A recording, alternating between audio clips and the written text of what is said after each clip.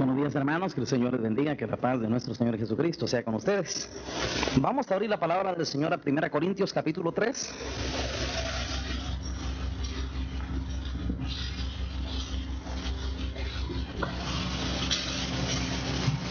Vamos a leer del versículo 9 al 15, amén, hermanos. 1 Corintios capítulo 3, del verso 9 al 15. Dice la palabra del Señor así: porque nosotros somos colaboradores de Dios, y vosotros sois labranza de Dios, edificio de Dios. Conforme a la gracia de Dios que me ha sido dada, yo como perito arquitecto puse el fundamento, y otro edifica encima, pero cada uno mire cómo sobreedifica. Porque nadie puede poner otro fundamento que el que está puesto, el cual es Jesucristo. Y si sobre este fundamento alguno edificare oro, plata, piedras preciosas, madera, heno, hojarasca, la obra de cada uno se hará manifiesta, porque el día la declarará, pues por el fuego será revelada. Y la obra de cada uno, cual sea el fuego, la probará. Si permaneciere la obra de alguno que sobreedificó, recibirá recompensa. Si la obra de alguno se quemare, él sufrirá pérdida, si bien él mismo será salvo, aunque así como por fuego. Amén y amén. Pueden sentarse, hermanos. Esta mañana, hermanos, vamos a tener una importante enseñanza doctrinal, de tipo muy doctrinal. Y vamos a hablar, hermanos, sobre la importancia de tener un fundamento. La importancia de tener el fundamento, hermanos, se estriba en que el edificio, todo lo que nosotros hagamos, partirá si en primer lugar el fundamento es verdadero, o si el fundamento es sólido, si el fundamento es estable, si el fundamento es auténtico. Hablando de Dios, hermanos, hablando de las cosas de Dios, nosotros, hermanos, estamos en un tiempo tan difícil, no hay fundamento, se ha perdido el fundamento. Me llama la atención, hermanos, que cuando Dios habla de los días finales, a este último sistema, hermanos, que se ha edificado sobre un fundamento falso, la Biblia le llama, hermanos, Babilonia. Y es interesante, hermanos, porque Dios le llama Babilonia al último sistema religioso que iba a haber en el mundo. Porque Babilonia, hermanos, que parte de Babel, que se origina en Babel, etimológicamente parte de Babel, la Biblia, hermanos, nos muestra, hermanos, lo falso que fue Babel. Una torre, hermanos, edificada sin mucho fundamento, pegada con ladrillo y betún o asfalto en lugar de mezcla. Era algo tan inconsistente, era una torre tan falsa. Y el Señor, hermanos, habla precisamente del último sistema religioso, hermanos, como un monstruo, una cosa muy grande, sin embargo muy falso, muy inconsistente. La predicación tan superficial que nosotros, hermanos, tenemos en estos días, porque la prédica de hoy, hermanos, la prédica generalizada del Evangelio, hermanos, es una prédica tan superficial. La prédica tan superficial del Evangelio, hermanos, produce cristianos superficiales también. La palabra es fundamental, la palabra es fundamento. Cuando la gente dice, hermanos, yo tengo a Cristo y Cristo es el fundamento, yo voy a explicar algo y ahí parte la enseñanza de esta mañana, hermanos. Decir yo tengo a Cristo y eso es el fundamento, eso será filosofía si no entendemos qué significa tener a Cristo. Tener a Cristo, hermanos, es tener el conocimiento, tener la doctrina, la palabra de Él. Eso es fundamento. Tal vez, hermanos, para que esa enseñanza quede muy clara desde el inicio, solo les quiero recordar una parábola que un día dijo Jesús.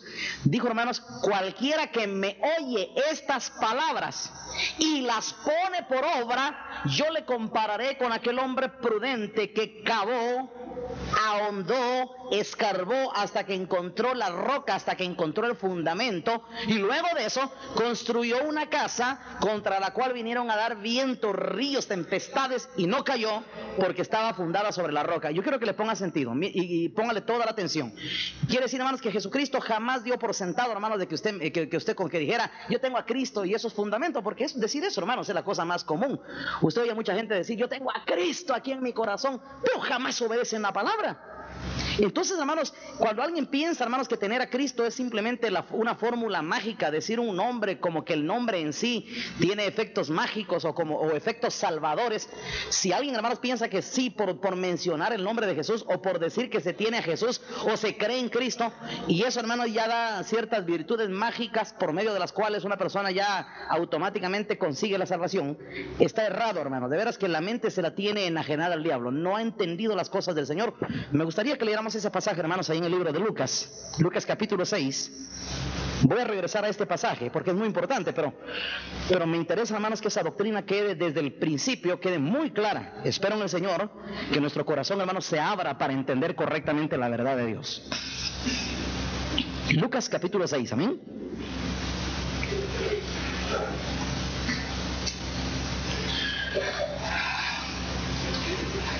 Escuchen, hermano, lo que dijo el Señor en el verso 46. Miren, qué interesante. Ya van a ver ustedes, hermanos, que si usted observa el enfoque que Jesús le da a esta parábola y por qué la dijo y por qué precisamente lo dijo, ya se va a dar cuenta, hermanos, que esta parábola concuerda con ese tipo de mente, con ese tipo de personas que son religiosas, que creen que con decir algo ya tienen algo. Y aquí no es cuestión de decir, es cuestión de hacer. Leamos, mire cómo dice, hermano, versículo 46. Lucas 6, 46. ¿Por qué me llamáis Señor, Señor, y no hacéis lo que yo digo? Oiga bien, hermanos, el reclamo del Señor Jesucristo antes de echar al aire esta parábola es, hermanos, porque se daba cuenta que había un montón de gente religiosa que ellos se llenan, hermanos, en la boca diciendo Señor, Señor, o se sienten espirituales porque dicen palabras, o porque cantan algo que dice cosas bonitas de Dios, o porque saben repetir frases. Hay mucha gente religiosa, hermanos. Miren, la filosofía cristiana está tan adornada de cosas tan superficiales, hermanos. La gente dice cosas, dice máximas, dice palabritas, se llena de rótulos, de eslogan y todo eso, y eso sienten ellos que los vuelve espirituales, y no es sino una farsa, hermanos, es toda una trampa, es una trampa mental donde el diablo, hermanos, ha metido a mucha gente. Pero hoy la cosa se ha popularizado tanto, en los días de Cristo las cosas ya comenzaban, hermanos. ¿Cuánta gente religiosa, hermanos, con decir Señor, Señor, y mejor si cuando lo dice tiembla un poco la voz, mejor si cuando lo dice así de una forma así, que le toque las cuerdas sensitivas a los demás, y las demás, o él mismo se autoengaña haciéndose sentir muy espiritual por la forma como lo dice. Mire, el Señor Jesucristo, hermanos, no desconoce eso. Hay que aclarar la idea, hermanos, de qué significa tener a Cristo en el corazón. Y aquí el Señor va a dar una doctrina que es fundamental, y sobre fundamento vamos a hablar en esta mañana. Dice en el verso 46: ¿por qué me llamáis Señor, Señor, y no hacéis lo que yo digo? Ese es el gran problema. ¿Qué se saca Dios, hermanos, con que alguien le ande diciendo Señor, Señor? Porque Señor quiere decir amo, Señor quiere decir jefe, Señor quiere decir patrón. No, lo que decía el ingeniero hoy en la mañana, pues él no tiene Cristo aún todavía, no se ha entregado al Señor, pero es correcto para él, pero por lo menos está reconociendo que hay alguien que es una autoridad, hay alguien que es jefe, y vaya si lo es. El Señor es jefe, más que jefe, es nuestro rey, es la autoridad sobre nosotros. Entonces ven cómo dice, hermanos, ¿por qué me llamáis Señor, Señor, y no hacéis lo que yo digo? El problema, hermanos, es que mucha gente, aunque diga Señor, Padrecito lindo, Diosito lindo, papaíto, como dicen algunos predicadores, pero no hacen lo que yo digo. Entonces aquí está el problema, que no hacen lo que el Señor manda. Vayamos a la parábola, versículo 47. Luego el Señor aclara y dice: todo aquel que viene a mí y oye, escuche, todo aquel que viene a mí y oye mis palabras y las hace, os indicaré a quién es semejante. Semejante es aquel hombre que al edificar una casa, ¿qué hizo primero? Cavó, luego ahondó y puso el fundamento sobre la roca. Y cuando vino una inundación, el río dio con ímpetu contra aquella casa, pero no la pudo mover porque estaba fundada sobre la roca. Continuemos, hermanos. Mas el que oyó y no hizo, semejante es al hombre que edificó su casa sobre la tierra, sin fundamento, contra la cual el río dio con ímpetu, y luego que cayó, fue grande la ruina de aquella casa. Ha caído Babilonia. ¿O no dice así la profecía? Ha caído Babilonia. ¿Sabía usted, hermanos, que esa es una advertencia escrita no solo por el profeta Jeremías, sino aún por Jesús en el libro de Apocalipsis? Dios habla de la caída, hermanos, de un movimiento monstruoso, hermanos, religioso, cristianismo, un derrumbamiento de algo, hermanos, que la gente no piensa que va a caer, porque como lo miran tan grande, como lo miran tan voluminoso, la gente no piensa que aquello va a desplomarse. Pero el Señor, hermanos, aquí está dando la razón, interesante razón. Dice, hermanos, que aquellos que son superficiales, que ellos basan su fe, sus creencias, no están fundamentados en Cristo como producto de un conocimiento, sino como producto de una emoción. Usted va a una iglesia y dice: qué bonita esta iglesia, mira, voy a aceptar a Cristo porque fíjate que la tía fulana ya aceptó a Cristo, a ver cuándo, yo también, pum. La gente es increíble, hermanos. Hoy la gente habla de aceptar a Cristo como una cuestión así, que ya lo hizo la Cookies, ya lo hizo la Chave, ya lo hizo el Tono. la gente, hermanos, piensa en aceptar a Cristo como que si fuera una cosa social. Tan superficial, es broma, hermanos. Eso suena más a chiste, hermanos, que a realidad. La gente hoy habla de aceptar a Cristo, hermanos, y vamos a la iglesia, mira, venite, que no sé qué, mira que, y ya, mira, me compré un buen himnario, me compré un buen acá. La gente, hermanos, de veras, es tan superficial. Todas las ideas cristianas en los días finales, hermanos, son tan superficiales. La misma prédica es tan superficial. Yo le voy a decir algo. Hace algunos días, a propósito, me quise escuchar a alguien que estaba predicando y estuve tratando, hermano, de extraer oro. Quise extraer oro de todo lo que se estaba escarbando ahí. Y miren, hermanos, sinceramente, sin ánimo de juzgar, sin ánimo de criticar, por supuesto, sino con ánimo, hermanos, de oír realmente, de ponerme a pensar en lo que la gente hoy recibe y lo que la gente hoy come y lo que la gente hoy tiene por evangelio. Sinceramente, hermanos, quise extraer algún valor doctrinal y no hay nada. Digamos, sí, que Dios es lindo, que Dios es amor, pero miren, hermanos, ese es el canto trillado que todo el mundo sabe, pero ¿sabía usted? Y le voy a hablar de fundamento. Si usted me dice, si usted oye una prédica, hermanos, donde la prédica se circunscribió a oír que Dios es amor, Dios es lindo, Dios vino a salvarnos y todo acá, eso, hermanos, es superficial. ¿Sabe usted qué es fundamento? Que alguien le diga qué tiene que hacer usted. Porque eso ya es fundamento, ¿no?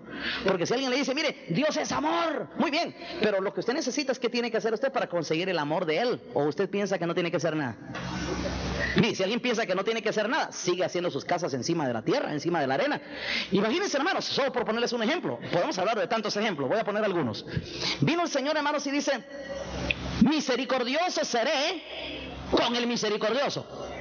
Ni modo, hermanos, que por el hecho de que Dios es misericordioso quiere decir que entonces indiscriminadamente cualquier persona de este mundo ya las disfruta. No, porque el Señor es muy claro, hermanos, cuando dice yo seré misericordioso con el misericordioso, y eso ya da un conocimiento.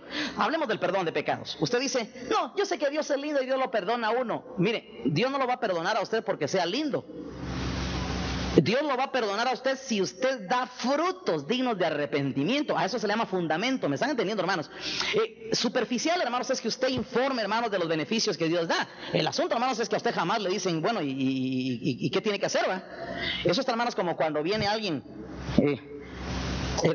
El otro día alguien me estaba contando sobre cierto producto y mire, y fíjese que ofrecen esto y ofrece el otro y mire, y además de eso, y si uno logra esto, pues sí, pero, y yo cada rato interrumpía, sí, pero ¿cuánto cuesta? Sí, pero ¿cuánto hay que gastar? Sí, pero ¿qué? Y no me decían nada. O sea que, sí, pero mire, y si uno logra acá, entonces acá, y total es que hay un montón de beneficios, pero yo siempre paraba cada rato, pero ¿cuánto cuesta? Sí, pero ¿cuánto hay que gastar? Sí, pero ¿qué significa eso así económicamente? ¿Pero qué quiere decir aquí en dinero? Porque mire, le ofrecen a uno un montón de cosas y de repente uno viene y se mete al negocio, bueno, solo tiene que dar la módica suma de tanto de enganche y se queda usted pagando. Y cuando uno viene a saber el asunto, hermanos, uno pega el grito, se asusta y dice, ¡ala! Y hay que gastar todo eso. Ahora entiendo por qué le ofrecían tantos beneficios, ¿eh? Porque ni modo, si el desembolso que se va a hacer tampoco no es nada gratis, ¿eh? Es algo fuerte. Pues, hermanos, eso es exactamente lo que hace la religión. A usted le hablan del cielo, le ofrecen el cielo y le dicen, mire, pero todo es lindo, mire que calles de oro, mar de cristal y Dios es lindo y nos bendice, pero nadie le dice a usted cuánto le cuesta eso. Pero Jesús nunca engañaba a la gente, hermanos. ¿Saben qué decía Jesús? Primero les daba el precio y después les hablaba de los beneficios, al revés de como hoy le hace la gente. Jesús decía, ¿quiere seguir alguno en pos de mí? No dice, pues conmigo va a tener cielo, va a tener calles de oro. No, ¿quiere seguir alguno en pos de mí? Niéguese a sí mismo, agarra su cruz cada día y me sigue. ¿Verdad que el Señor sí habló de precio, hermanos, al principio? Pues eso es lo que la gente religiosa hoy no hace, hermanos. La gente hoy no habla de compromiso, la gente, hermanos, solo hoy habla de granjerías, habla de todas las prebendas que alguien puede tener. Mire, si usted se mete al evangelio, usted va a ser feliz, sus problemas se van a acabar, sus enfermedades van a sanar. Y todos, hermanos, andan ofreciendo el evangelio, hermanos, como el lugar donde se adquieren muchas concesiones, donde se obtienen muchos beneficios a cambio de nada. Usted lo único que tiene que hacer es apelar a frotar la lámpara de Aladino. Solo frota usted la Biblia y ahí le sale un pasaje. Ahí está el pasaje, aquí está la bendición. Desgraciadamente, hermanos, muchas personas han aprendido a agarrar la Biblia, hermanos, como la lámpara de Aladino. Solo la frota uno y ahí le sale un versículo y ya salió el premio. Sacó la bendición que ahí está escrita, sin que haga nada, sin que usted se comprometa ni le cumpla a Dios nada. Esa es la mentalidad religiosa. ¿Cuánta gente hoy, hermanos, está hablando de muchas cosas que logra de Dios? Y yo tuve y adquirí. Pero Dios, hermanos, eso no es fundamento. Por eso, hermanos, es que si ni en estas cosas hay fundamento, no lo hay en nada, hermanos. ¿Podemos hablar de otro ejemplo más? Imagínense, hermanos, que hablemos del perdón de pecados.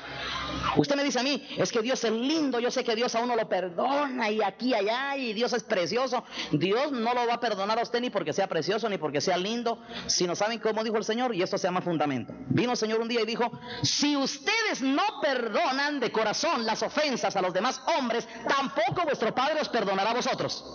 ¿Qué le parece? ¿Tiene condiciones el perdón o no las tiene? Claro que las tiene, hermanos. Ni modo que vamos a arrancar esas páginas de la Biblia. El Señor dice, si ustedes no perdonan de corazón las ofensas a los demás hombres, tampoco vuestro Padre os perdonará a vosotros. Entonces, hermanos, entiendo yo que entonces, hermanos, si yo quiero gozar del perdón de Dios, tengo que cumplir esto. Hay condiciones, hermanos, y eso se le llama ya fundamento. Pero si usted quiere, hermanos, si quiere sacar solo de gratis todo, y usted es un irresponsable, ni se compromete, ni quiere pagar un precio, ni quiere hacer lo que Dios demanda, pero eso sí, hay mucha gente cristiana, hermanos, que a la hora de reclamarle a Dios, ¿por qué no lo bendice? Pero son especiales para reclamar.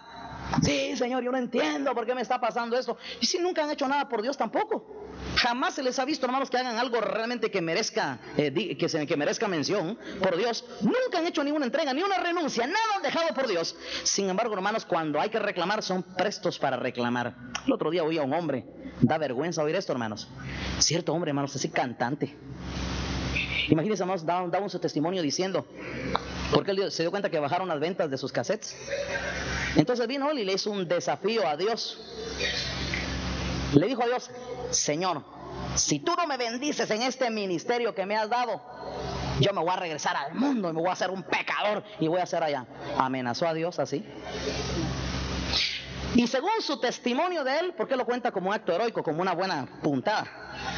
Y según su testimonio es que después de que él amenazó a Dios de esa manera, entonces Dios se puso a temblar. Entonces decidió mejor bendecirlo y a partir de entonces comenzó a vender sus cassettes de música. ¿Qué le parece? ¿Verdad que suena burla eso? Suena una burla de muy mal gusto, hermanos. Ya se imagina, hermanos, que Dios vaya a acceder a la amenaza de alguien así. Es una desgracia, hermanos, pensar que Dios vaya a reaccionar así. Muchos no conocen a Dios. Ese es su fundamento que muchos tienen, hermanos. Son puras arenas movedizas. Es arena, pero de lo más inconsistente, hermanos. Es un cimiento, pero, hermanos, de lo más superficial que puede haber. Muchos tienen una pobre idea de Dios. Yo le voy a mencionar algo más. Un día, hermanos, vino Dios y le dijo, y sacó a un hombre llamado, a un sacerdote de Elí, lo echó del sacerdocio. Y Dios lo echó y le dijo, ¿por qué lo echaba? Porque Dios nunca hace nada, hermanos, sin darle a uno la razón bíblica y justa. Vino Dios, hermanos, y echó del sacerdocio a Elí y le mandó un varón a decirle, dice Dios, él había dicho que tú ibas a ser sacerdote perpetuamente, según el orden del sacerdocio que Dios dio a Aarón. Pero ahora ya no va a ser así, le dijo Dios, porque yo honro, le dijo el Señor, a los que me honran. Pero los que me desprecian serán tenidos en poco. Entonces mi pregunta, hermanos, es, ¿será que Dios está obligado a honrarlo a usted siendo que usted no lo honra a Él? ¿O será al revés? Miren, si alguien piensa, hermanos, que Dios tiene la gorda obligación de honrarle siendo que usted deshonra, se equivocó y no conoce fundamento. Usted conoce religión, pero no conoce el fundamento de las Escrituras. Dios, hermano, no lo va a honrar a usted jamás, a menos que usted honre al Señor. Otra pregunta. ¿Usted cree que Dios está obligado a andarlo buscando a usted cuando usted es un rebelde y un soberbio y andarlo buscando a Dios por todas partes donde usted anda haciendo cosas que a Dios le ofenden? Y Dios está obligado a andarlo ahí rogando a usted, suplicándole que usted regrese aquí, que venga. Ese es otro error, hermanos. Y por eso es que mucha gente, hermanos, cristiana se hace la difícil con Dios y se pone en su lugar y se plantan, hermanos, como que si Dios es el que está sufriendo. ¿Saben qué dijo Job un día, hermanos? Preciosas palabras de Job. Dijo Job un día, si yo peco, ¿qué le hago? Dice, ningún mal le hago a Dios. Y si me santifico, dice, ningún beneficio le hago tampoco. Dicho en otras palabras, si uno, hermanos, peca, uno se hace daño. Y si uno se santifica, uno se hace el bien. Pero a Dios nada, hermanos. Dios, hermanos, dice, yo honro a los que me honran, pero los que me desprecian serán tenidos en poco. De manera, hermanos, de que muchos han equivocado esto. Dios, hermanos, no va a andar detrás de usted. ¿Por qué será que aquel ya no viene a la iglesia? Lo voy a ir a buscar. Vení, hombre, mira. Ya se imaginan ustedes, hermanos, Dios detrás de las puertas de todos los inconstantes, suplicándoles, rogándoles ahí que venga, que vuelva otra vez, que se reincorporen, que busquen el reino de Dios y su justicia. ¿Saben qué dijo Santiago? Acercaos a Dios. ¿Y qué? Y Él se acercará a vosotros. ¿Quién da el primer paso? Nosotros, hermanos, acercaos a Dios y Él se acercará a vosotros. De manera, hermanos, de que miren, si nosotros vamos al fundamento de la palabra de Dios, nos vamos a dar cuenta, hermanos, que muchas cuestiones tienen condiciones acá. Le planteo otra situación, hermanos. ¿Usted cree, hermanos, que el profeta Jeremías, simplemente, hermanos, por ser un elegido de Dios, por ser un iluminado, vino Dios, hermanos, y le dio la palabra, o Jeremías, o cualquier profeta, o cualquier siervo de Dios verdadero que haya existido en la tierra? ¿Usted cree, hermanos, que solo por el hecho de que Dios salió premiado y Dios lo señaló y lo eligió, y bueno, aquel, solo porque al final de cuentas fue un iluminado, fue un elegido de Dios, entonces aquel hermano ya nace dotado de la capacidad de decir y profetizar y decir muchas cosas? Pues no. ¿Saben qué le dijo Dios al profeta Jeremías? A pesar de que era profeta y a pesar de que Dios mismo se lo había dicho, desde que estabas en el vientre de tu madre, te santifiqué, te aparté y te di por profeta. Quiere decir que Dios escogió al profeta Jeremías desde el vientre de su madre. No quiere decir, hermanos, que Dios en cierta época de su vida se le ocurrió llamar a Jeremías. Lo apartó desde el vientre de su madre, como lo ha hecho Dios con todos los profetas, apóstoles, evangelistas, pastores, siervos, que han sido verdaderamente llamados por Dios desde el vientre de su madre, desde antes de nacer. Hay un señalamiento divino, bíblicamente comprobado. Ahora fíjense bien, hermanos. Le dice Dios al profeta Jeremías: clama a mí y yo te responderé y te mostraré cosas grandes y ocultas que tú no conoces. La gran revelación de la Biblia que tuvo el profeta Jeremías, hermanos, ¿obedecía al simple hecho, hermanos, de que había sido señalado por Dios, o tuvo que clamar él para conseguirla? Pues eso se lo está diciendo claro el Señor, hermanos. Clama a mí y yo te responderé y te mostraré cosas grandes y ocultas que tú no conoces. Mi pregunta, hermanos, es: ¿tendría revelación de la palabra Jeremías si no hubiese hecho esto? Si no hubiese clamado. Si usted lee la vida de Daniel, es muy bonita, hermanos. Cuando uno lee la vida de Daniel, y Daniel, hermanos, qué revelaciones las que tienen el libro de Daniel. Pero cuando uno lee el libro de Daniel, hermanos, y uno comienza a ver ahí qué hacía Daniel, hermanos, era un hombre de mucho clamor. Y dice, y yo estaba orando, y me encontraba yo orando, dice, y Daniel oraba. Y dice, hermanos, que abría las ventanas de su cuarto y se ponía a orar así rumbo a Jerusalén, y oraba inclinado orientado hacia Jerusalén. Y él oraba, y esa continua oración, hermanos, lo hacía que Dios le dara la palabra, le enviara la palabra. Entonces, hermanos, todo en este camino tiene un fundamento, hay algo, hermanos. Pero cuando alguien, hermanos, no ha entendido qué es el fundamento, entonces, hermanos, piensa que las cosas aquí, la salvación es simplemente, hermanos, porque usted sea cristiano, o solo porque usted aceptó a Cristo, o porque usted cree que solo en el nombre, por decir el nombre en sí como nombre, tiene efectos mágicos de salvación. Voy a explicar algo más, hermanos, tal vez antes de entrar en detalle sobre lo que es fundamento. La Biblia, las Escrituras, nunca, hermanos, debemos de agarrar un pasaje aislado e interpretar y formular una doctrina, hermanos, de un versículo o de un par de versículos. Yo creo que me oigan, ese error garrafal que cometen muchas sectas religiosas cristianas hoy. Agarrar un versículo de la Biblia, hermanos, y decir, no, ahí está, la salvación es esto porque ahí lo dice en Efesios tal, y entonces amparados en ese versículo, aquí está todo. Interpretar la Biblia así, hermanos, es algo, hermanos, es algo muy, muy simple. Yo pienso, hermanos, que cuando alguien trata de interpretar la salvación agarrándose de un versículo, falla, comete muchos errores. La Biblia, y así lo dijo el apóstol Pablo a Timoteo, ninguna parte de las Escrituras es de interpretación privada, nada. Todas las Escrituras son inspiradas por Dios, dice, y útiles para corregir, para redarguir, para instruir en justicia, a fin de que el hombre de Dios sea perfecto, enteramente preparado para toda buena obra. Hablemos de la salvación. Sobre, hermanos, las arenas movedizas en las cuales hoy mucha gente cristiana se fundamenta en cuanto a la salvación. Usted solo cree en Jesucristo porque la Biblia dice, cree en Jesucristo y será salvo.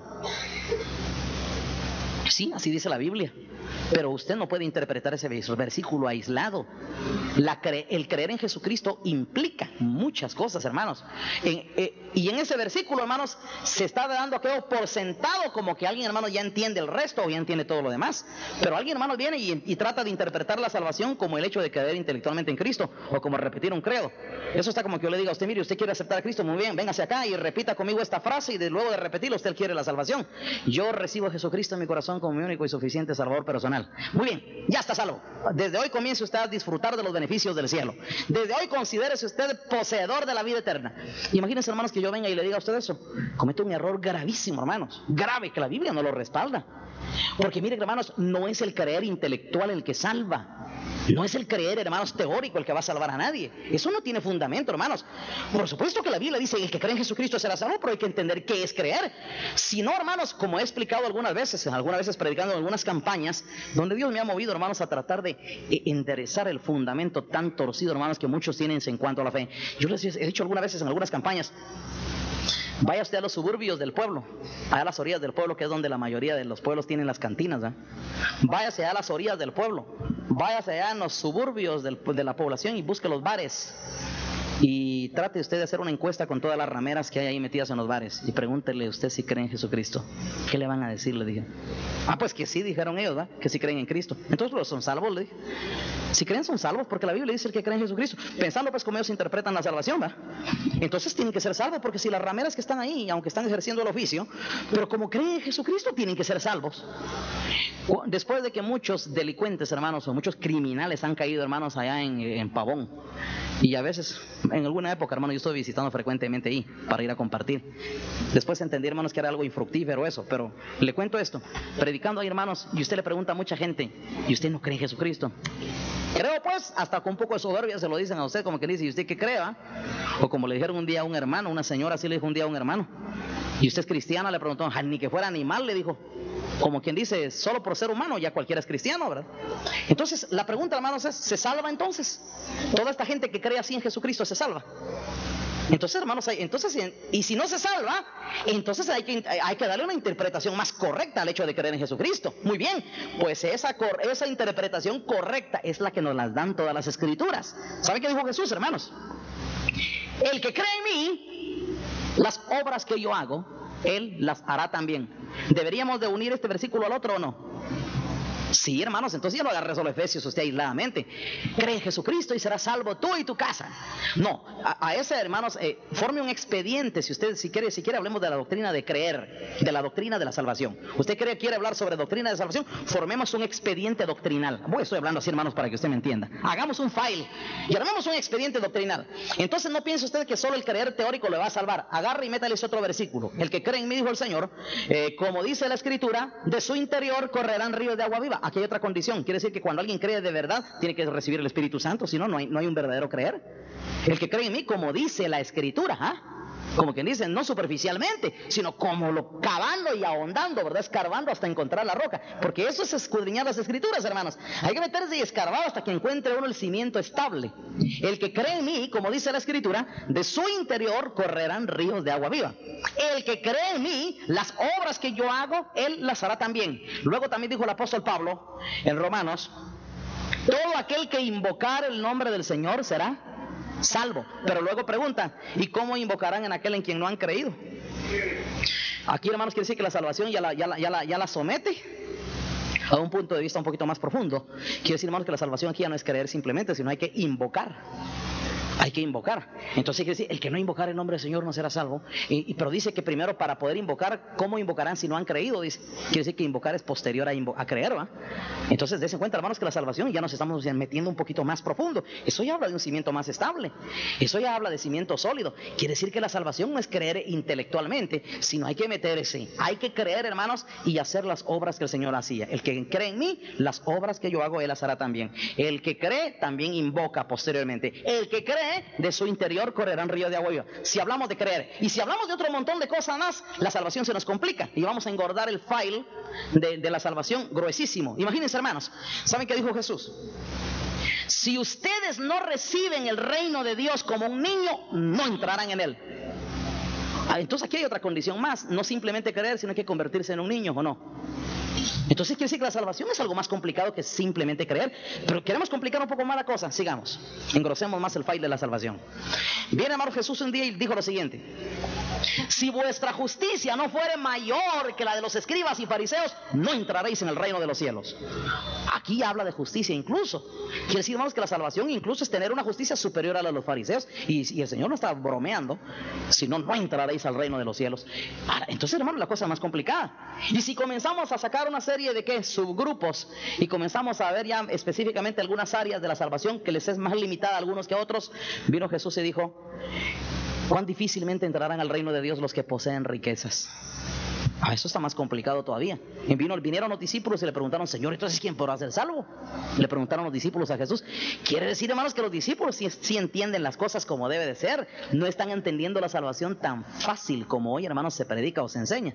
Los discípulos sí le entendían la complicación a la salvación, porque imagínense, hermanos, si los discípulos habían dejado sus mujeres, sus casas y todo, y andaban allá a la par de Jesús por todas las calles, y un día vienen y le resultan diciendo a Jesús, Señor, ¿quién podrá ser salvo?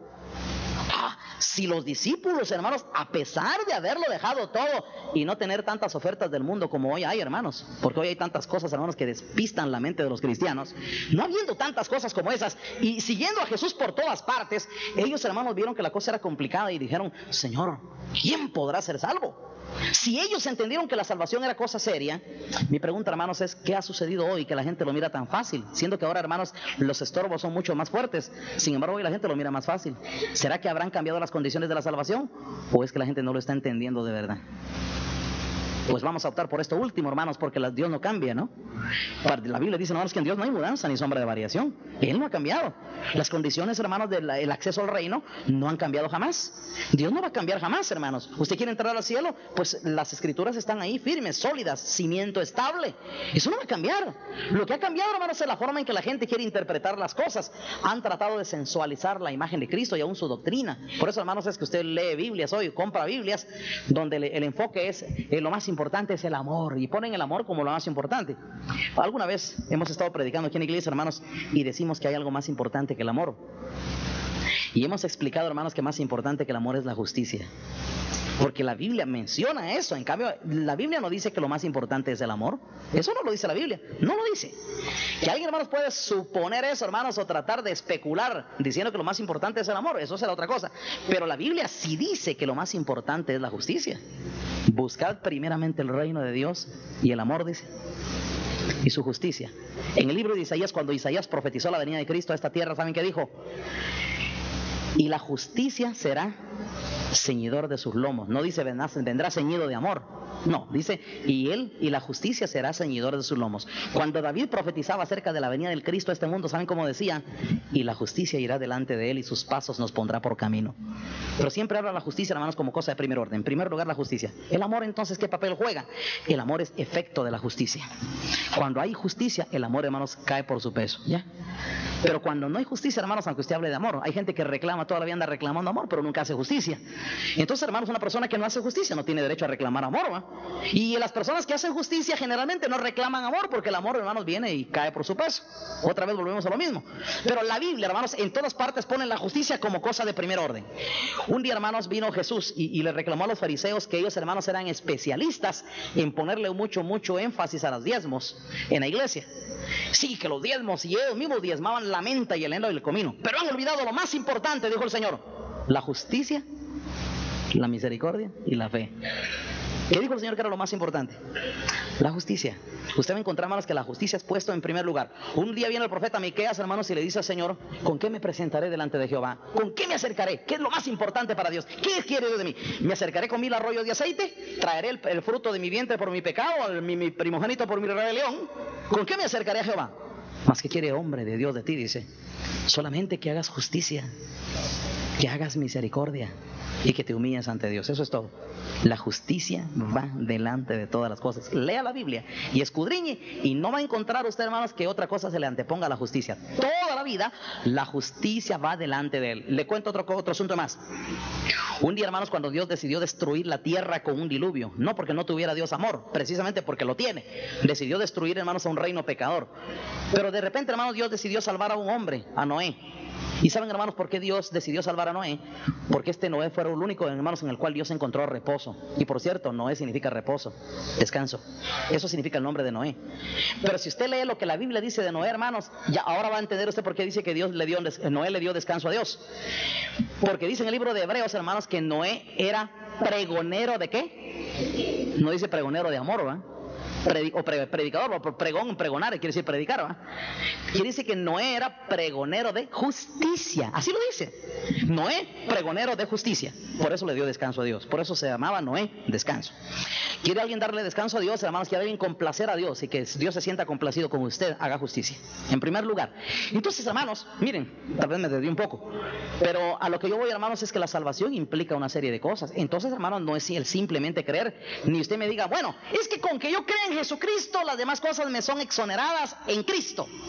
Eso es un error garrafal, hermanos. Si alguien piensa, hermanos, de que solamente por el creer mentalmente en Jesucristo se le exonera el resto del compromiso de las Escrituras, de veras, hermanos, que sí, ya está muy afectado en su conciencia. Ya su corazón sí está demasiado afectado para no creer la verdad. Jesús le dijo un día a los judíos que habían creído en Él. Oiga, eso lo puede leer en San Juan 8, pero no voy a entrar en detalles. Solo quiero que me oigan, hermanos. Posteriormente lo puede buscar. Ahí en San Juan 8 había muchos judíos, hermanos, que ya creían en Jesucristo. Ya lo seguían por donde quiera que él andaba. O sea, hermanos, que ya estaban conscientes, aceptaban que Cristo era el Mesías, aceptaban que él había venido a salvar, aceptaban que todo eso ellos lo aceptaban. Pero dice las Escrituras en San Juan 8, entonces dijo Jesús a los judíos que habían creído en él. O sea, una multitud, la Biblia no dice ahí cuántos, pero la multitud era numerosa. Dijo Jesús a los judíos que habían creído en él, si vosotros permanecéis en mi palabra, seréis mis discípulos y conoceréis la verdad, y la verdad os hará libres. La palabra libre en el griego equivale a decir salvo. La misma palabra se usa indistintamente para salvación o libertad. Óigame esto, hermanos, esto es muy importante y tengámoslo presente siempre. Libertad y salvación en la Biblia es lo mismo. Oigan, quiere decir, hermanos, que Jesús mismo no hablaba de salvación así fácil como hoy se predica. Hoy la gente habla de salvación fácil, pero no existe en el término de Dios. En el término de la Biblia no existe.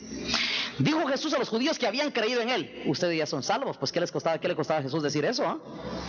Y dijo Jesús a los judíos que habían creído en él, bueno, ustedes son salvos porque ya creyeron. No, Jesús no dijo eso, hermanos. Jesús dijo a los judíos que habían creído en él, si vosotros permanecéis en la iglesia, dijo, si vosotros permanecéis en mi palabra, se convertirán en mis discípulos. Si permanecen en la palabra. Hay mucha gente hoy, hermanos, que llenan las iglesias, que se han vuelto discípulos de una iglesia, pero no de la palabra. Son discípulos de la iglesia. Aman la iglesia, defienden la iglesia y hablan maravillas en sí de la iglesia, pero la iglesia es una organización. Pero la palabra no la obedecen, ni están sujetos a ella, ni nunca se les mire que tomen decisiones, pero decisiones que convenzan, hermanos. Porque acuérdense que obedecer la palabra, hermanos, no es que usted diga cosas o que usted diga, pues que yo siento acá. La obediencia a la palabra, hermanos, es algo que se hace notorio a ojos de todos. Se nota, hermanos, cuando alguien obedece a la palabra. Así que viene Jesús, hermanos, y dijo a los judíos que habían creído en él, si ustedes permanecen en mi palabra. Repito, hermanos, mucha gente hoy se ha vuelto discípulo de un templo, pero no de la palabra. Ahora, si usted se vuelve discípulo del templo, le puede pasar a usted lo que un día dijo Jesús. ¿Saben qué dijo Jesús un día? En aquel día, muchos me dirán, Señor, pero si en tus plazas comíamos y bebíamos y en nuestras plazas nos enseñabas. Muchas personas se van a asustar, hermanos, porque nunca creyeron que tendrían que irse al infierno. Y el Señor los está echando al otro lado. Porque a criterio de ellos no hay razón para que los mande al infierno. Señor, pero si en tus plazas comíamos y bebíamos. Ahí está precisamente, hermanos, el cuadro típico de aquellos hermanos que eran discípulos de un templo, pero no de la palabra. Por eso el Señor dice, apártense de mí, obradores de maldad. No, les aseguro que no les conozco. Y el Señor asevera que no les conoce. Aunque aquellos argumentan que ahí estuvieron toda la vida metidos en una iglesia. Entonces ahí comíamos, ahí bebíamos, ahí nos enseñabas. Como que dice, nunca nos perdimos una enseñanza tuya. Ahí te oíamos siempre. Sí, pero es que jamás fueron discípulos del Señor ni de la palabra. Fueron discípulos de un templo. Y por eso, hermanos, es que encontramos una gran concordancia entre este pasaje y el otro. Hay algunos hermanos que se han vuelto discípulos de un templo, de una organización cristiana, pero no de la palabra. Ahora, ¿qué significa hacerse discípulo de la palabra? Hacerse discípulo de la palabra significa hacerse discípulo de Cristo, ¿verdad? Porque Jesucristo es el verbo, ¿eh? En el principio era el verbo, la palabra, y el verbo estaba con Dios y el verbo era Dios. Si nos hacemos discípulos de la palabra, nos estamos haciendo automáticamente discípulos de Cristo. Así que concuerda muy bien la doctrina de Jesús. Si ustedes permanecen en mí y mis palabras permanecen en ustedes, así que, hermanos, ahí está la clave. Si ustedes permanecen en mí y mis palabras permanecen en ustedes, a eso, hermanos, se le llama creer verdaderamente en Jesucristo.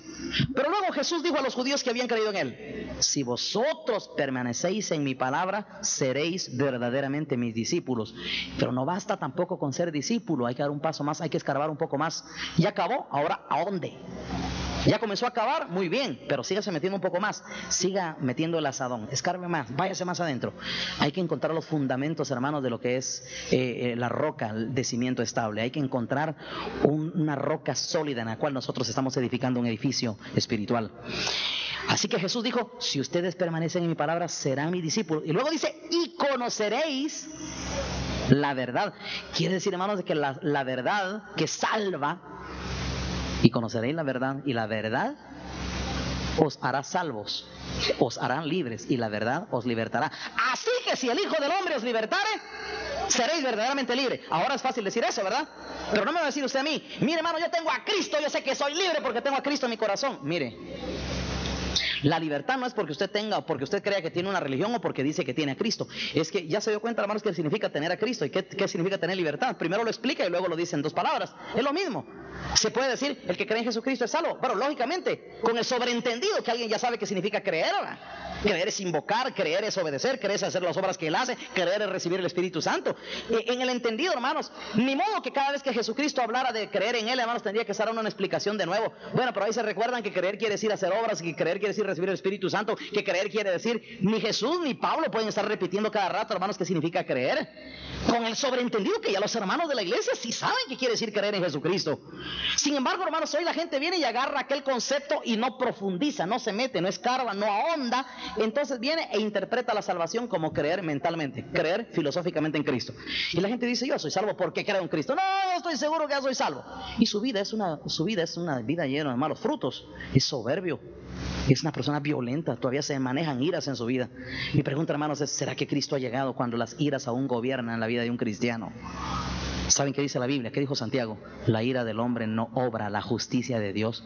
Entonces, si la ira no obra la justicia de Dios, ¿cómo podrá alguien llamarse cristiano, hermanos, o decir que es salvo si aún la ira le gobierna? Si aún la ira se enseñorea de él.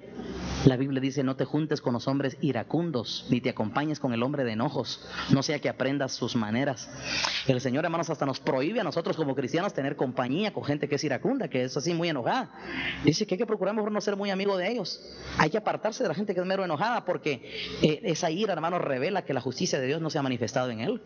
Y hay tantos pasajes, hermanos. Estoy escarbando nada más un poquito, estoy escarbando cierta parte, como quien dice, hermanos, estamos escarbando un aspecto, creer para ser salvo. Cuando alguien, hermanos, no escarba, entonces su fe la fundamenta, hermanos, en un concepto filosófico. Eso es arena movediza. Por eso, hermanos, es aquel tipo de cristianos que un día está arriba, otro día está desplomado, otro día se levanta, otro cae, de repente cae y se va de una vez al pecado, se va al mundo, se aparta. No es sólido. Pero créame que yo en ningún momento quiero apartarme, en ningún momento yo quiero dejar el camino. Entonces, ¿por qué lo menciona? Pues si no está pensando en dejarlo, ni siquiera lo menciona. Le digo, pero si lo está mencionando, quiere decir que en cierta manera sí le ha cruzado la idea, ¿o no? Miren, hermanos, cuando a mí me han venido enfermedades difíciles o algunos problemas serios, a mí no se me está cruzando ni echarme para atrás. Si Pablo dijo, hermanos, nosotros no somos de los que retroceden para perdición, sino de los que avanzan para salvación del alma, dice. Pero cuando alguien, hermanos, miren, todo el tiempo anda, hermanos, tratando ahí de, bueno, como que dice, cada vez que tienen una lucha o un problema muy difícil, eso lo hace hacer cuentas de nuevo, o volver otra vez a hacer sus cálculos. Eso está malo, malísimo, hermanos, porque eso revela. Le pasó un día a una señora que venía aquí a la iglesia. Es que yo siento difícil y yo no sé, a ver si voy a seguir, a ver si voy a aguantar. Es que yo siento que de repente algún día la prueba va a ser muy fuerte, quién sabe. Y ya miren, esta hermana, con cuanto hermana hablaba ahí, andaba cantando sus derrotas. Le voy a contar. Vino un día el diablo y ¡pam! ¡Pam! De una vez al suelo, se fue. Se le cumplió lo que estaba cantando, porque ella ya estaba cantando su derrota. Cuando alguien está sólido con Dios, hermano, ni se le ocurre pensar en caer, ni quiere caer, ni se le ocurre, ni lo mienta siquiera. No estoy pensando en echarme para atrás. Si alguien nos dice a nosotros, mire, ¿usted no ha pensado alguna vez que de repente va a caer? Ni me lo miente porque no se me ocurre, ¿eh? Eso lo tengo fuera de mi programa. Mi programa fue escrito, ya fue diseñado para llegar al cielo, punto, eso es todo. No sé si me entienden, hermanos. Cuando alguien, hermanos, ya tiene un cimiento estable, un cimiento sólido, apunta hacia la salvación y de ahí no lo tuerce nadie. De esa trayectoria, hermanos, hacia la vida eterna, nadie lo aparta. ¿Saben qué dijo Pablo? ¿quién nos arrebatará del amor de Cristo? Ni la muerte, ni la vida, ni ángel, ni principado, ni peligro, ni cuchillo, ni espada, ni lo presente, ni lo porvenir, ni lo alto, ni lo profundo. Ninguna cosa creada nos podrá separar del amor de Dios que es en Cristo Jesús. Por supuesto que esas palabras de Pablo no las puede repetir cualquiera, hermanos. Y esas palabras, hermanos, son las palabras resultado de alguien que tiene un cimiento sólido, hermanos. ¿Quién nos separará del amor de Cristo? ¿Saben qué dijo Pablo, hermanos? Ninguna cosa creada, como quien dice, no se ha inventado. No ha nacido lo que sería capaz de tumbarme a mí del camino de Dios. No ha nacido. No existe. Sea este hombre, mujer, dinero, vanidades, placeres, violencia, nada. Ni miedo, nada. Ni enfermedad, nada. No se ha creado. No existe. Aunque los hombres buscaran esa razón en Marte o en Júpiter o en cualquier otra parte del mundo, del universo, no se ha creado lo que sería suficiente como para que me haga a mí pensar o reflexionar que me voy a apartar del camino de Dios. ¿Saben quién lo dijo también, hermanos? No solo lo dijo Pablo, lo dijo David un día en un salmo. ¿Saben qué dijo? Aunque se traspasen los montes al corazón del mar, aunque la tierra sea removida. Ah, ya leyó eso. Así dijo David, aunque la tierra sea removida y aunque se traspasen los montes al corazón del mar, como quien dice, aunque se hundan las islas, aunque se hunda Centroamérica, aunque se hunda todo el continente americano, aunque se hundan todos los, todas las islas, todos los pueblos, nada, no ha nacido nada, no existe aún. Cuando alguien, hermanos, tiene un cimiento estable, está fundado en la roca, está plenamente convencido, a pie junto, hermanos, que no existe, no ha sido creada la cosa, no ha sido creado aquello que sería suficiente, ni siquiera para hacerlo pensar de que de repente mejor me voy a apartar de las cosas de Dios, ni se le cruza, hermanos. Pero aquel, hermanos, que cada rato vive haciendo sus cuentecitas por ahí, quién sabe, yo no sé si voy a soportar, esa cobardía de muchos, hermanos, revela que su fundamento es pobre. No tienen un fundamento de cimiento estable. La Biblia dice, hermanos, todo aquel que en él creyere, no se apresure. Todo aquel que en él creyere, no será conmovido jamás. El que cree de verdad en el Señor, hermanos, y ha hecho un fundamento estable, no existe nada, no existe cosa que lo aparte de Dios, nunca. Usted no puede decir, como dijo un día cierto hombre, yo sé que yo caí porque el pastor de mi iglesia cayó en adulterio, dice. Entonces quiere decir que su fundamento era el pastor, no era Cristo. ¿O no? Cayó el pastor y se tumbó aquel también, porque aquel, hermanos, aquel nada más estaba haciendo, hermanos, aquel, hermanos, tenía su terreno de arenas movedizas y solo le dio su pequeño rincón ahí para que el otro hiciera su casita. Siempre en arenas movedizas, ¿verdad? Si alguien, hermanos, viene y hace su construcción en hombre, se quebró aquel hombre y aquel también se quebró. Otro día dijo un pastor, me contaban unos hermanos en un lugar donde fui a predicar, el pastor de un lugar ahí cayó. Si cayó su Agar, ¿por qué no voy a caer yo? Dijo. ¿Quién soy yo? Si cayó aquel que era grande, imagínense cómo no voy a caer yo, dijo. Qué desgracia. Puso su fundamento en ese hombre. ¿Y qué tal si lo ponemos en Cristo Jesús, de verdad? ¿Qué tal si escarbamos, ahondamos y sacamos y llegamos, hermanos, hasta que usted sienta ahí? Aquí hay roca, ¿eh? Y cuando usted sienta que hay roca ahí, limpie bien el área y eche cimiento sólido, cimiento estable. El que se fundamenta en Cristo no caerá jamás, hermanos. El que hizo cimiento estable. Ahora, ¿pero qué es fundamentarse en Cristo? Fundaméntese en un conocimiento, hermanos, y no en emociones. Cristo no son emociones, es conocimiento. Decía un día el apóstol Pablo, porque un día Pablo, hermanos, cuando hizo bien sus cuentas, se dio cuenta que lo que él había hecho anteriormente, hermanos, era su construcción sobre arena superficial. Él era fariseo de fariseos, líder dentro de los fariseos. Joven, hermanos, era un patojo Pablo, pero ya tenía un liderazgo, hermanos, que siendo joven Saulo, ya, hermanos, estaba comandando, hermanos, un ejército de fariseos, hermanos, para ir a perseguir cristianos. Ya tenía tal renombre, le habían dado cartas de autoridad, tenía ya poder, hermanos, le daban a él cierta autoridad y era un joven, hermanos, tenía un liderazgo tremendo. Pero ¿saben qué dijo Pablo después, hermanos? Después de cuando ya se convirtió al Señor y llegó a conocer, dice, si alguien piensa que tiene cosas de qué sentirse orgulloso en la carne, yo más, dice Pablo, fariseo de fariseos, de la tribu de Benjamín, romano. Y comenzó a hablar de, hermanos, educado a los pies de Gamaliel. Pero todas estas cosas que antes para mí significaban ganancia, objeto de vanagloriarme o de orgullo, ahora las considero estiércol, decía. Por el conocimiento de Cristo Jesús, mi Señor, por amor del cual lo he perdido todo y lo tengo por basura. ¿Cómo consideró su cimiento antiguo? Basura. Pero el fundamento de Cristo le llamó, hermanos, conocimiento. Por el conocimiento de Cristo Jesús, mi Señor. No dijo, hermanos, por Cristo simplemente, por el conocimiento de Cristo Jesús. ¿Es vital el conocimiento? Vital, sumamente vital. El pueblo que no tiene conocimiento caerá. Así dice en el libro de Oseas. Mi pueblo fue destruido porque le faltó conocimiento. Así que, hermanos, el conocimiento es clave. ¿Conocimiento de qué? De la palabra. Tenemos que conocer la palabra, hermanos. Nuestro fundamento de salvación, hermanos, no está, hermanos, en una fraseología, no está en un dogma. Nosotros no estamos creyendo en la salvación, hermanos, porque un día repetimos algún dogma, o porque nosotros, hermanos, emocionalmente sentimos una cuestión así. Es obedecer la palabra. El hombre, hermanos, que oye la palabra, excava, ahonda y escarba y la pone por obra. Este es el hombre prudente que hizo su casa sobre la roca.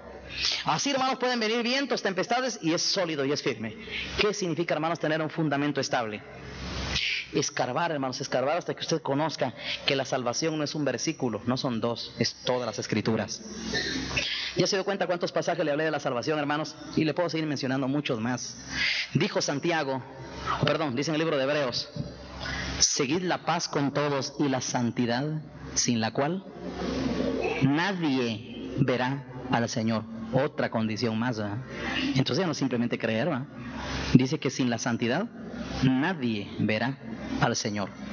Y podemos seguir, hermanos, incrementándole. Aquí seguimos y seguimos. Y usted se viene a dar cuenta, hermanos, que la salvación es un todo. Es todo un universo de la doctrina, es todas las escrituras. Y mientras uno más conoce y más escarba, más encuentra y más halla.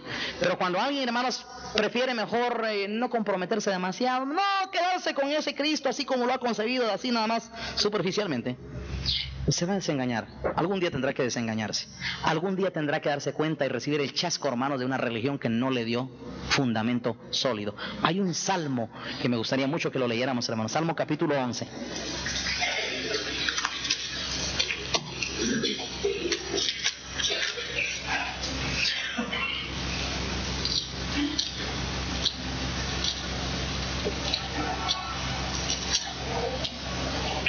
Leo un versículo, hermanos. Miren qué dice en el Salmo capítulo 11, versículo 3. Escuche esto, hermanos. Si fueren destruidos los fundamentos, ¿qué ha de hacer el justo? No lo voy a leer todo el Salmo, hermanos. Pero aquí, hermanos, aquí está el diablo. Aquí menciona David en este salmo cómo el diablo, hermanos, está queriendo hacer dudar, cómo meter dudas, cómo meter desconfianza de la palabra, cómo hacer dudar a uno para que uno no acepte las cosas de Dios. Eso, hermanos, es destruir fundamentos. ¿Sabían ustedes, hermanos, que el trabajo del diablo es destruir el fundamento para que muchos prefieran mejor hacer su casa sobre arenas movedizas? Ese es el trabajo de Satanás. ¿Saben ustedes, hermanos, que el trabajo del diablo, desde que Cristo comenzó su ministerio, fue hacerle dudar sobre su convicción, sobre su fundamento sólido? Vino el diablo y agarró a Jesús y lo llevó a un monte y le dijo: si tú eres hijo de Dios. Pero esa expresión, hermanos, si tú eres hijo de Dios, se nota, hermanos, que es como para inyectar a duda, como para que Jesucristo mismo no creyera que lo era. A ver, si en verdad sos hijo de Dios, hace que esas piedras se conviertan en pan. Pero Jesús no lo hizo, hermanos. No lo hizo Jesús, sencillamente, hermanos, porque no cayó ante la tentación del Señor y porque su fundamento estaba sólido, hermanos. Ya Dios había dicho, hermanos, el día que se bautizó en el Jordán: este es mi Hijo amado, en el cual tengo complacencia. ¿Y quién, hermanos, oyendo esa voz va a dudar después? Sin embargo, hermano, viene el diablo: si tú eres hijo de Dios, di que esas piedras se conviertan en pan. No te dejes llevar por aquella voz que te habló en el Jordán. A veces haz algo ahí para que se vea. Convierte esas piedras en pan, entonces yo sí creo que sos hijo de Dios. No, pero ese es el diablo. ¿Por qué vamos a tratar de convencer al diablo? Si al diablo no hay que convencerlo de nada, basta con que yo esté convencido por la palabra, y eso es todo. Si tú eres hijo de Dios, tírate de aquí para abajo, porque escrito está: a sus ángeles mandará para que tu pie no tropiece en piedra. Escrito está: no tentarás al Señor tu Dios. Y miren, hermanos, otra vez vino el diablo y le mostró todos los reinos. Cuando vio que no lo hizo dudar de su ministerio, entonces vino y ya entró a la negociación. Primero lo hizo dudar. Es interesante esto, hermanos. Miren, vean cómo va el proceso de la tentación. Tal vez, ojalá, no voy a hablar de eso esta mañana, pero esto, hermanos, nos lleva a nosotros a entender el fundamento. Las tres tentaciones de Jesús nos dan tres fuentes, tres ideas muy claras de cómo procede el diablo.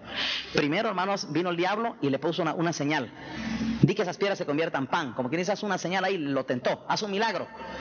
Pero como Jesús le dijo: no solo de pan vive el hombre, sino de toda palabra que sale de la boca de Dios. Muy bien, ¿no lo logró? Se fundamentó ¿en qué? En la palabra, ¿eh? No solo de pan vive el hombre, sino ¿qué? de toda palabra que sale de la boca. Eso es fundamento, sino de toda palabra que sale de la boca de Dios. Bueno, entonces vino el diablo y dijo, bueno, a este no lo voy a convencer, tiene cimiento. Muy bien, entonces le voy a ofrecer un lugar en la religión.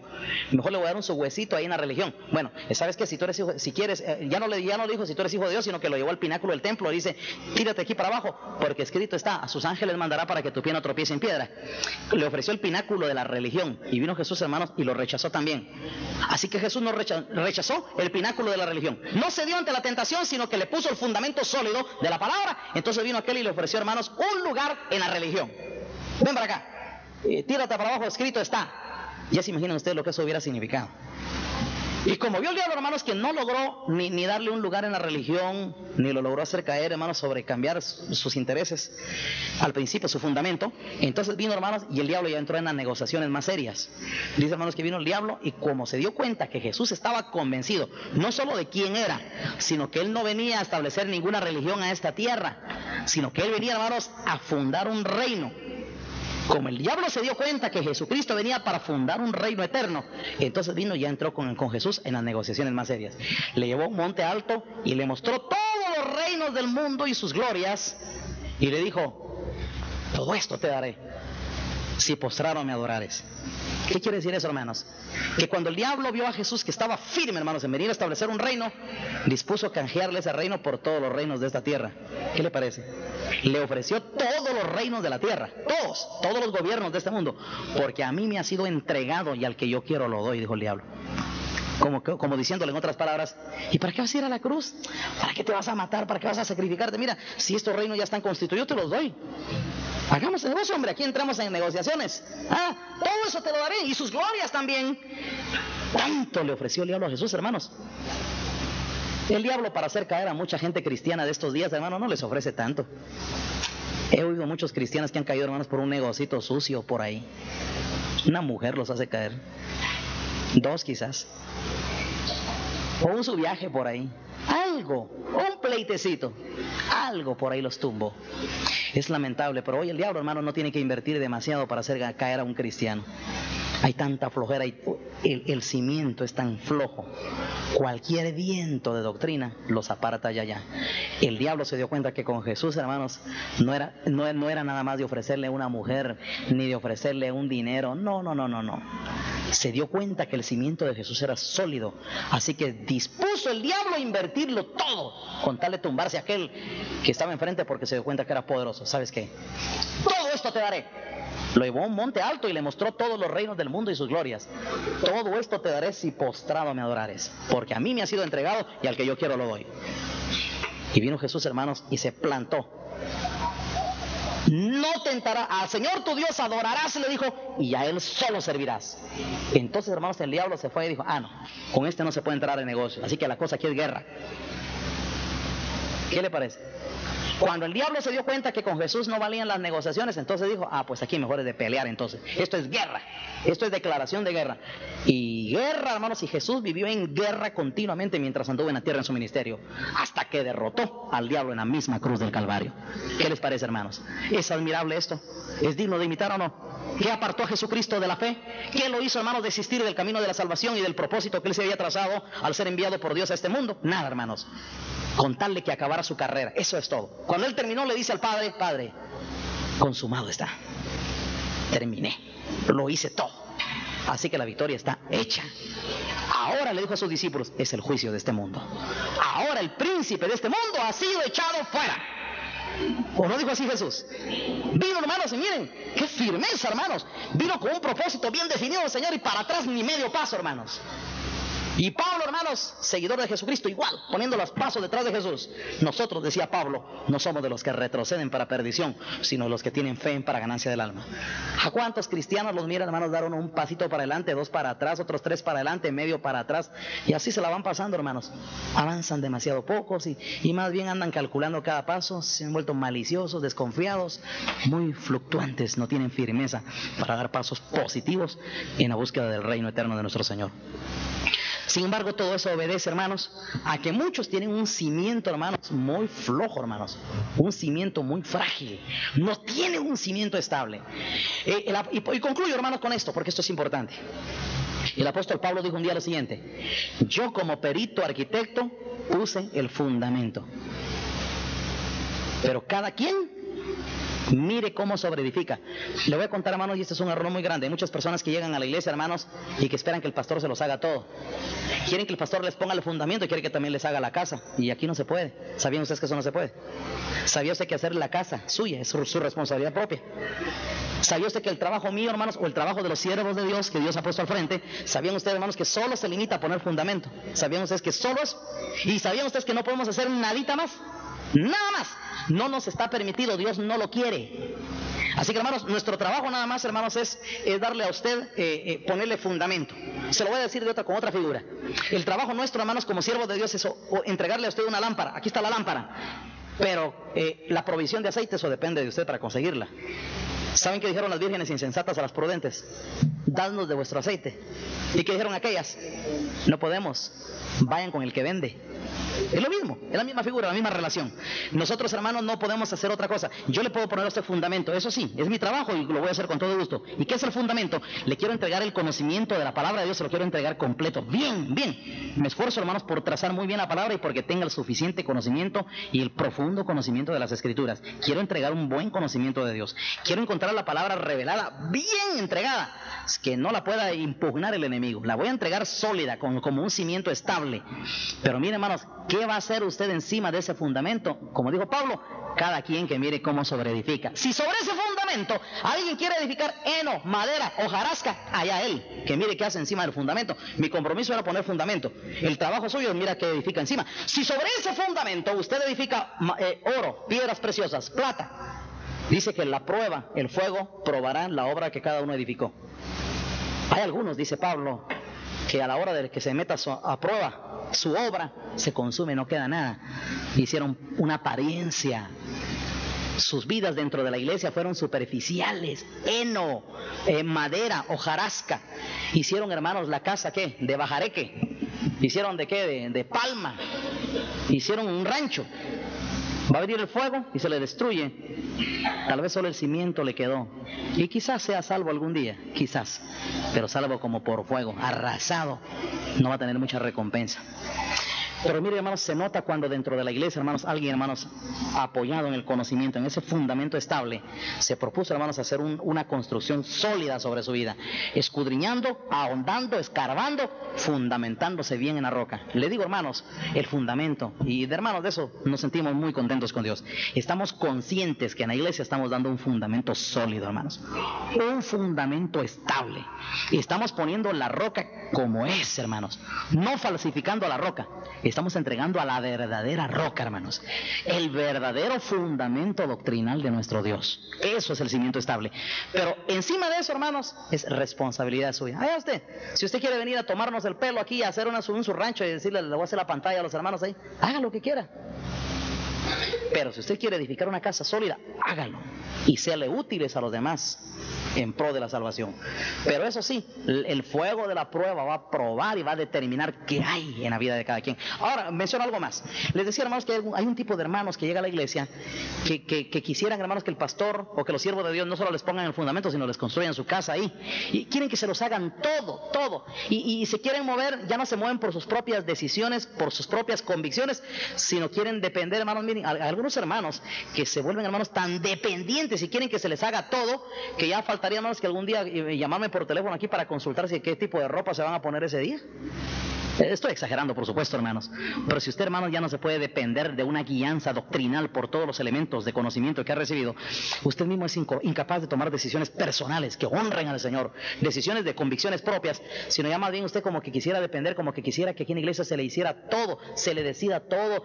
Alguna vez se me ha tocado decirle a algunos hermanos, miren, vea usted qué hace, hermano, lo siento, no le puedo decir, esa es cosa muy suya. Sí, así me dijeron un día. Mi hermano, fíjese que hay una hermana que le sale en su viaje para allá y pregunta si puede viajar o no. No sé, le dije. Si quiere que viaje, sino que no, pero en ese sentido yo no le voy a dar consejo. Es algo muy personal. Y le voy a decir por qué le contesté así. Porque su testimonio no ha sido muy bueno. Pero quiere depender, quiere ver una autorización para ver si hace un viaje fuera a otra parte. Y le digo, no, ¿por qué tiene que depender de eso de mí? ¿Qué tal si en el viaje le salen malas cosas? ¿Quién va a tener la culpa después? No va a decir Dios me está castigando, no, si yo le consulté al pastor y él me dijo que fuera, entonces de plano que el hermano Héctor no tuvo revelación, porque si no hubiera entendido que me iba a pasar algo malo a mí. Entonces el que sale mal parado soy yo. No sé si me están entendiendo, hermanos. No podemos hacer otra cosa. Miren, hermanos, cada quien mire qué sobreedifica allí.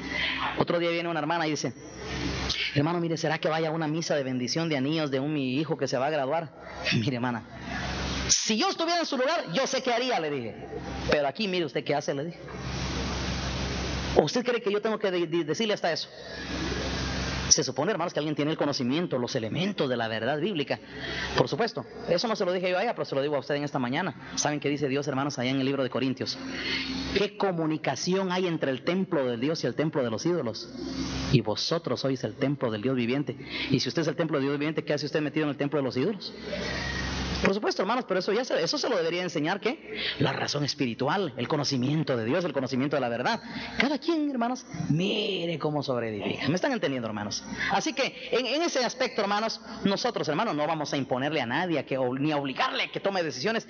Mi trabajo, nuestro trabajo, hermanos, es entregarles a ustedes un cimiento estable, un cimiento sólido, un conocimiento de la verdad bien puesto, una palabra bien trazada, como se lo dijo un día Pablo a Timoteo: Timoteo, ten cuidado de ti mismo y de la doctrina. Haciendo esto te salvarás a ti mismo y a los que te oyeren. Procura con diligencia presentarte ante Dios aprobado como un obrero que no tiene de qué avergonzarse, sino que traza bien la palabra de verdad. ¿Qué significa trazar bien la palabra de verdad? Entregar un fundamento genuino, hermanos. Entregar un fundamento sólido.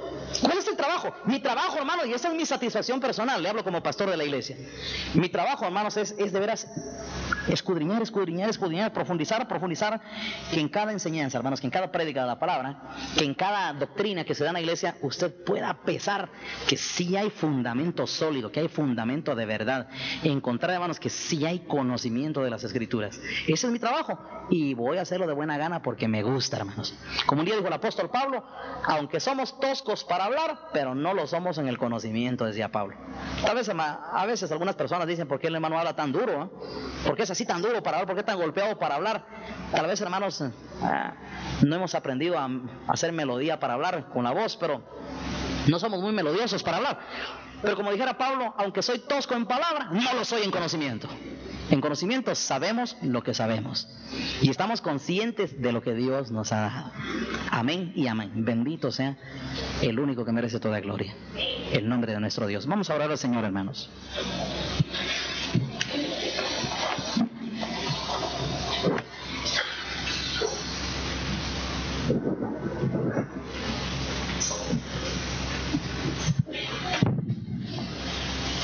Si Dios le ha hablado a alguien en esta mañana, quiere acercarse usted al Señor en este momento, ¿por qué no viene al frente? Venga usted ante el Señor y dígale usted al Señor en esta mañana: Señor, heme aquí. Quiero que tú pongas en mí, en mi vida, un cimiento estable. Quiero encontrar esa roca, ese fundamento sólido.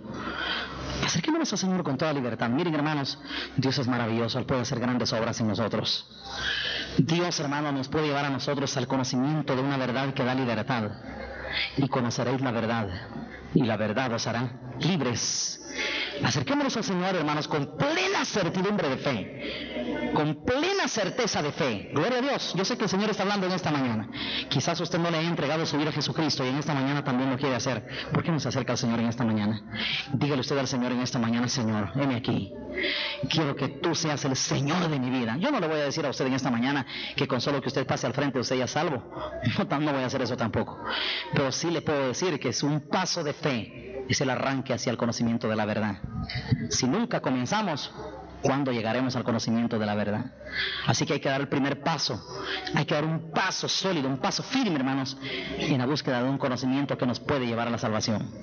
Gloria a Dios. ¿Alguien más? Puede doblar sus rodillas también ahí donde está si lo desea. Gloria a Dios. Te damos gracias, Señor, en esta mañana. Bendecimos tu santísimo nombre, Señor, porque sabemos, Señor, que tu mano poderosa ha sido grande con nosotros. Gracias, Señor, por todo el bien que tú nos has dado, porque tú, Señor, nos has mostrado, te has revelado, Señor, a nuestra vida. Nos has dado tu conocimiento, tu verdad, tu palabra, Señor. Te ruego, Padre, en el nombre de Jesús, Que tu palabra no regrese vacía hoy, que haga el fruto, que cause el efecto, Señor, para lo cual tú la has enviado hoy. Que tu nombre santo sea glorificado, que tu nombre bendito sea exaltado, que tu nombre santo, Señor, sea proclamado en medio de este lugar. Que tu palabra abunde, que el conocimiento de tu palabra, Señor, abunde y sobreabunde en la vida de tu pueblo.